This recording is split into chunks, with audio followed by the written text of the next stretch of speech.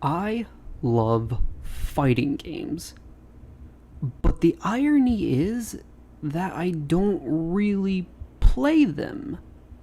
If anything, I buy fighting games just to show my appreciation for the genre, the devs, and the competitive scene.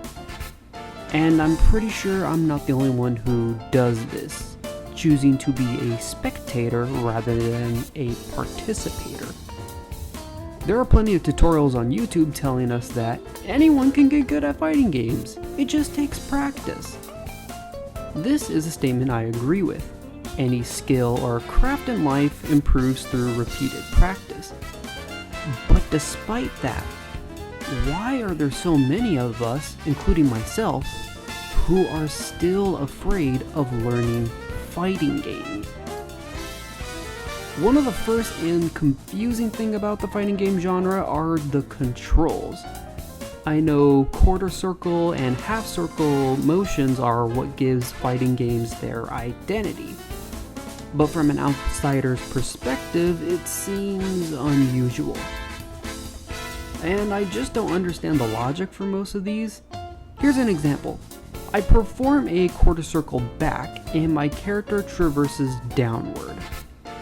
I need to go backward to move down? Your directional inputs do not always translate to what happens on screen. And I think that's a large reason why the platform fighters have such a large appeal to casual players. In platform fighters, if you want to attack forward, you hold your analog stick forward.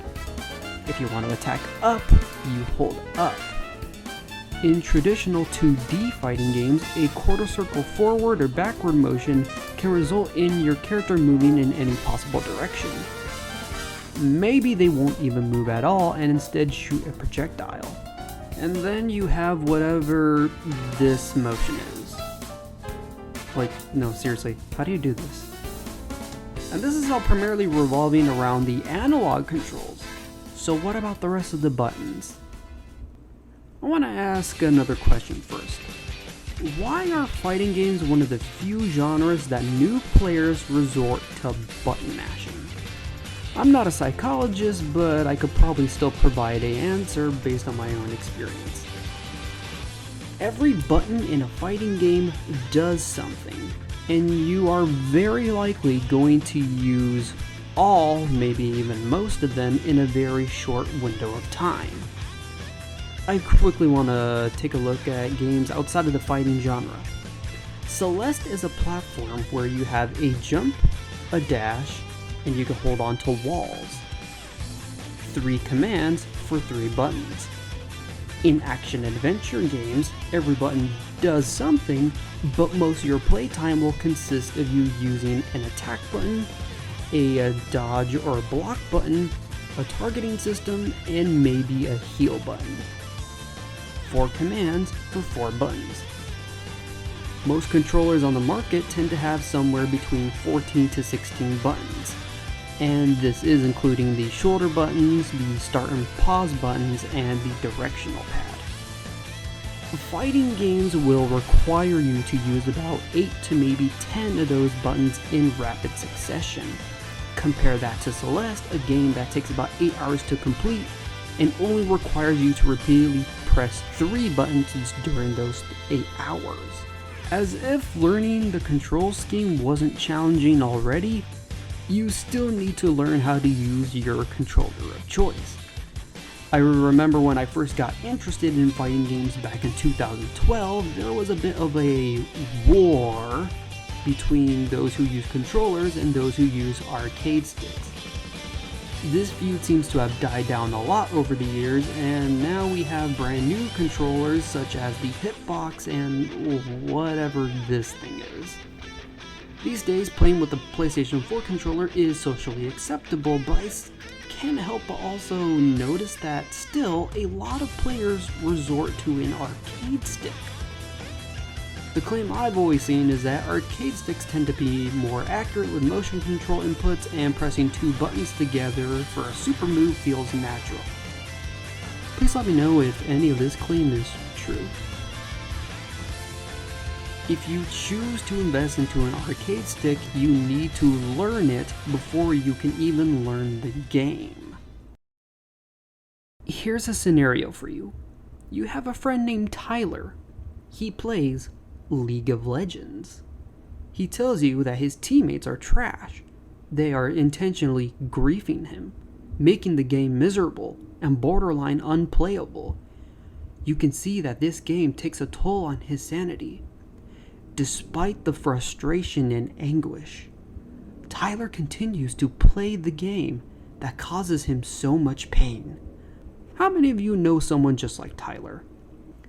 Why are these competitive team-oriented games so popular, despite the fact they become the source of so much emotional distress amongst its player base? It's because you can protect your ego. In these team-based games, if you lose, you can shift the blame to your teammates, regardless if they truly are at fault or not. In fighting games, if you lose, it is on you. And the only thing you can do is accept the loss, learn from it, and get better. I vaguely remember a line by Vegeta in Dragon Ball Z. This quote might not be exact, but it was along the lines of, "Every time a Saiyan loses, he only comes back stronger." I think the fighting game genre fits this motif very well. You will get your ass kicked a lot in fighting games, especially when you're brand new to the genre. But it is a necessary part of the learning process. This is the part where I ask, what's the solution, or how can we lower the barrier of entry? Well, the truth is that fighting games developers, they've already been making the genre more approachable to new players. Training modes that track your movements and show your inputs. Buttons that can be remapped to adjust to your controller of choice. Videos that are played when you look up a specific move. Tutorials that train you to use and recognize in-game mechanics. Challenges to perform combos of varying difficulties. Fighting games are getting easier, but it still requires the player to put in the work. Everything that I've talked about in this video can be considered a barrier of entry. The button inputs, the controllers, shifting your blame to other players. But if you are willing to learn, willing to fail, and try again, you will see progress.